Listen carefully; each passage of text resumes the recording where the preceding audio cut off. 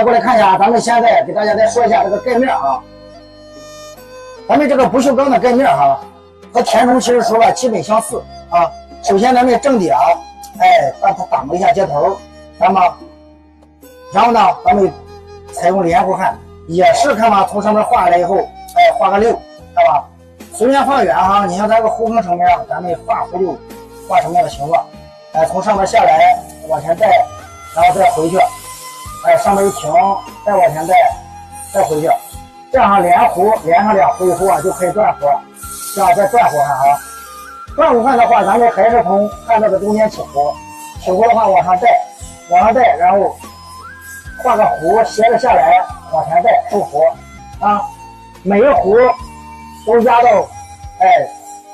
下一弧的前沿啊，容车的前沿，这样能控制高温，让它不让它高温，才能控制它的全准度啊，还有它鱼高不过高啊。所以说压弧压的位置很重要啊，每一弧都是压到咱们容车的前沿啊，当然也根据你填的深浅来定。你如果有点深的话，你就不能压前沿了，你得压至少它的1/2了啊。你看我填的这个平整又有高度，是吧？接近填平了，所以说我盖面可以往前多压一点，也就是说我们所说的迈的步子大一些啊。采用断弧焊啊，就这样从中间起弧上来，带上来，斜着下来，然后往前一带，这样啊，好，我现在演示给大家。来，大家过来看一下啊，看一下咱们焊的这一段啊，看它的成型效果，是不是？比较平整，鱼竿也比较。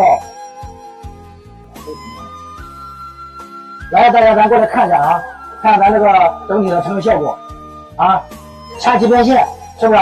两侧饱满，而且是什么？比较干净利索。还有就是它的鱼钩也不超高，是不是？就按这个方法来啊，绝对焊出来没毛病，主要是焊出来。小指也好看。